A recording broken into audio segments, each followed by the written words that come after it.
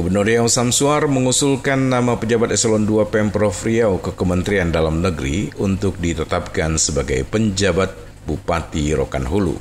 Hal itu dibenarkan oleh Kepala Biro Pemerintahan dan Otonomi Daerah Sedaprov Riau Sudarman Selasa pagi di kantor Gubernur Riau.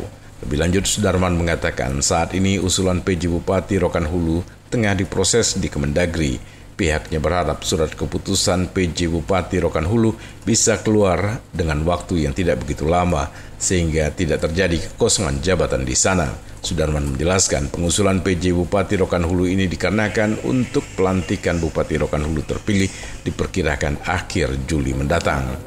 Yang ini Bang, yang pelantikan Rohul sama Inhu udah diusulkan Bang, sama KPU-nya. Apanya? Buat pelantikan bupatinya, udah diusulkan sama KPU-nya. Ya nanti kan yang menentukan pelantikan bukan KPU. Nggak, maksudnya KPU kan udah menetapkan pemenang. Nah, ya nanti kita tunggu dari Kemendagri. Ini kan ada pelantikan serentak juga itu. Diperkirakan nanti akhir Juli. Akhir Juni? Akhir Juli Bang. Ya. Berarti PJ sekarang ini sampai Juli nanti itu? Iya sampai dilantiknya itulah. Untuk diketahui menjelang SKPJ Bupati Rokan Hulu keluar, Gubernur telah menunjuk Sekretaris Daerah Kabupaten Rokan Hulu Abdul Haris sebagai pelaksana harian Bupati Rokan Hulu. Penunjukan Abdul Haris sebagai PLH Bupati Rokan Hulu ini berdasarkan surat Gubernur tertanggal 19 April tentang penunjukan pelaksana harian Bupati. Penunjukan PLH Bupati Rokan Hulu mengingat masa akhir jabatan Bupati Rokan Hulu Sukiman telah berakhir. Prima Ermat, Tim Liputan Barabas melaporkan.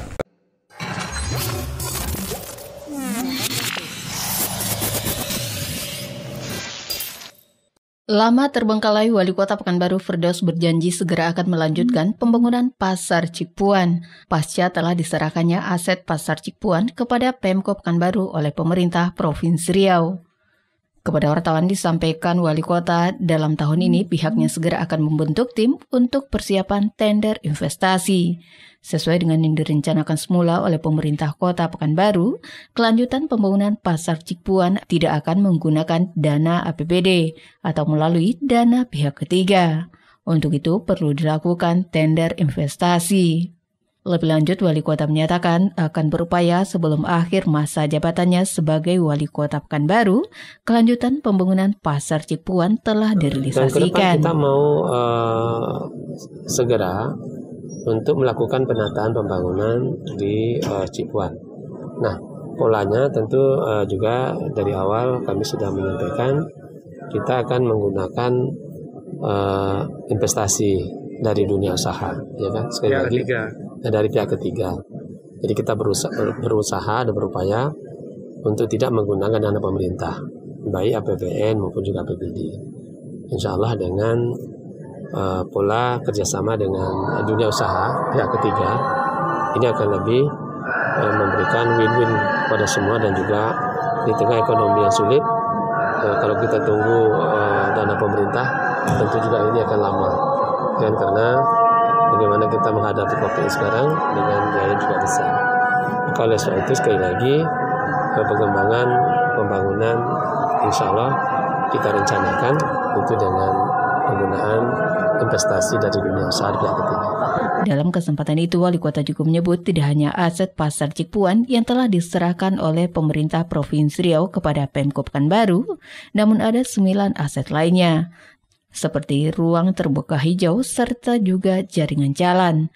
Desi Suryani, Tim Liputan Barabas melaporkan.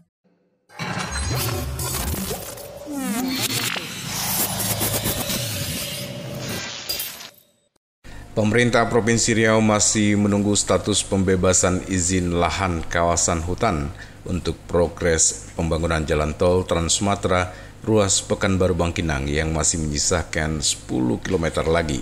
Lokasi kawasan hutan ini berada di Rimbo Panjang, Kabupaten Kampar. Saat ini belum ada satu proses pengerjaan konstruksi di tempat tersebut. Kepala Biro Administrasi Pembangunan Aryadi Selasa pagi mengatakan pengajuan pembebasan lahan di kawasan hutan milik negara ini telah diajukan oleh pihak Utama Karya bersama Dinas LHK Riau dan Dinas PUPR ke Kementerian Kehutanan dan Lingkungan Hidup agar bisa memberikan izin lahan kawasan hutan tersebut. Dijelaskan Aryadi, selain izin kawasan hutan, lahan yang belum dibebaskan milik masyarakat juga masih ada yang harus dibebaskan. Lahan masyarakat yang akan dibebaskan lebih kurang 6,5 km. Dari pertemuan dengan masyarakat, sudah ada kesepakatan untuk dilakukan proses ganti rugi lahan sesuai kesepakatan yang telah ditetapkan sebelumnya. Jadi total untuk sisa kawasan yang belum dibebaskan itu ada 10 km lagi, dan yang belum ada proses kerja konstruksinya 6,5 km milik masyarakat dalam proses musyawarah ganti rugi dan bisa diganti rugi bersama masyarakat. Santak baru diusulkan. Ini kilometer berapa yang masalah tuh? Ini di kan Rimo Panjangnya. Oh, kawasan Rimo Panjang tuh Bang? Iya. Ini ngeri, jadi kawasan tuh yang dekat kita pula. Yang ujungnya aman, ganti rugi aja semua. Dibebaskannya itu dia lahannya lahan apa tuh Bang? Kalau yang kawasan tuh tak tahu ya apa pastinya. Tapi dia kan ada 10 kilo lagi yang belum apa. Belum ganti rugi. Belum ada proses kerja konstruksi. 10 kilo tuh 6,5 kilo tuh dalam proses musyawarah ganti rugi. Tapi bisa di apa gitu kan dibebaskan. Yang 3,5 itu yang kawasan bisa tuh. Izin kawasan tuh. Kemarin dari dari pihak AK udah bersurat tuh ke Dinas LHK minta izin itulah izin pelepasan lahan. Jadi kemarin udah dibahas oleh orang PUPR rapat ya. Berarti malah di dekat-dekat gerbangnya sini Bang ya? Iya. Dia pintu masuk dari mana? Dekat Rimo Panjang dan Kuala Nasu. Jadi kalau daerah sana udah selesai semua ganti rugi, tinggal penyelesaian konstruksi. Kawasannya itu lahannya lahan pemerintah atau lahan kawasan hutan? Kawasan hutan. Oh, kawasan hutan. Yang 6,5 itu yang masyarakat yang bisa diganti rugikan. Tinggal nego lah ya. Lagi musyawarah tuh.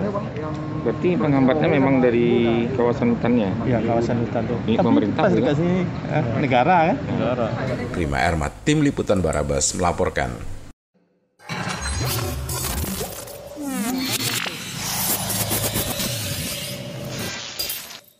Pemerintah Kota Pekanbaru akan memberikan bantuan dana berupa uang bagi para korban banjir. Namun berapa nominalnya masih akan dihitung ulang sesuai dengan anggaran yang tersedia. Kepada wartawan, Wali Kota Pekanbaru Firdaus menjelaskan diberikannya bantuan dalam bentuk uang atau tidak dalam bentuk barang sesuai dengan arahan dari KPK. Hal ini juga untuk lebih transparan dan mempermudah pengawasan di lapangan. Selain juga tidak susah untuk mendistribusikannya kepada masyarakat. Direncanakan akan ada sekitar 2.000 kakak korban banjir yang akan diberikan bantuan oleh pemerintah Kota Pekanbaru.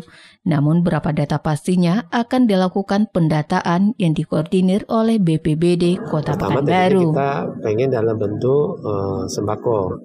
Bisa telah dievaluasi dan juga mendengar saran-saran termasuk juga oleh Pak Arif ya dari KPK bidang pencegahan disarankan memang lebih baik uang saja lebih. Jadi kami dengan tim di kota ini sedang apakah nanti dalam pemilihannya bentuk uang atau sembako. Tapi kemungkinan dalam bentuk uang supaya tidak banyak nanti kekeliruan dalam. Di lain pihak, Kepala BPBD Kota Pekanbaru Zarman Chandra menyebutkan saat ini tengah dilakukan pendataan terhadap masyarakat korban banjir yang akan diberikan bantuan. Desi Suryani, Tim Liputan Barabas melaporkan.